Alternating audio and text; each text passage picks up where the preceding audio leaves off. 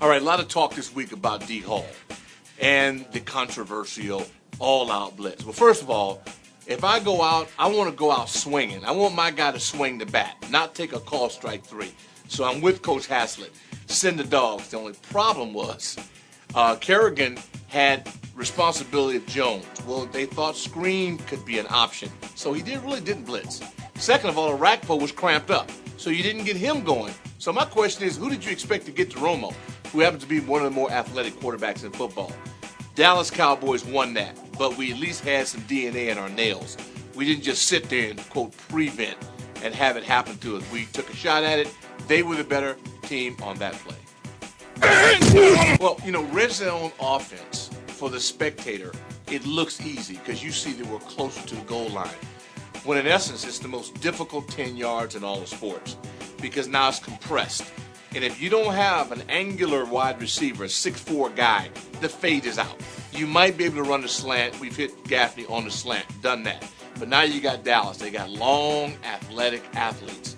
And if you can't run the ball and impose your will on the opposition, you become a victim of what the defense dictates. That's what happened. We hit Hightower on the one little scat to the back. That worked. Really, we blew a great opportunity.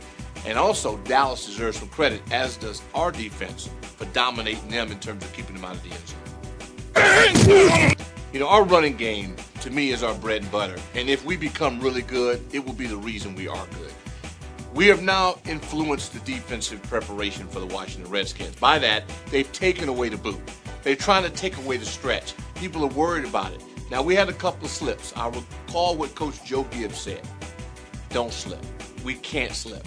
You got to take slips out of it, okay? You got to plant your feet, and sometimes you recognize that it's not a game you're going to be able to make a lot of double moves. We have got to be able to impose our will on people with the running game. That sets up the play action, and we'll get that boot back, but we can't surrender. And again, I'm not being overly critical.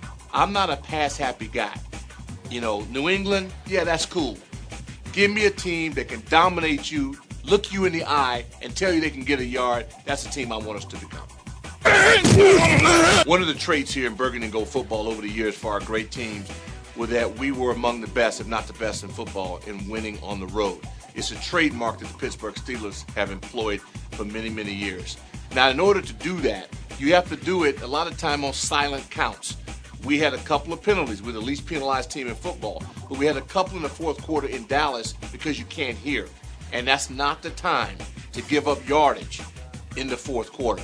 You also got to be mentally tough to go in and take food off another man's plate in that man's house, eat in front of his family, and walk out the door.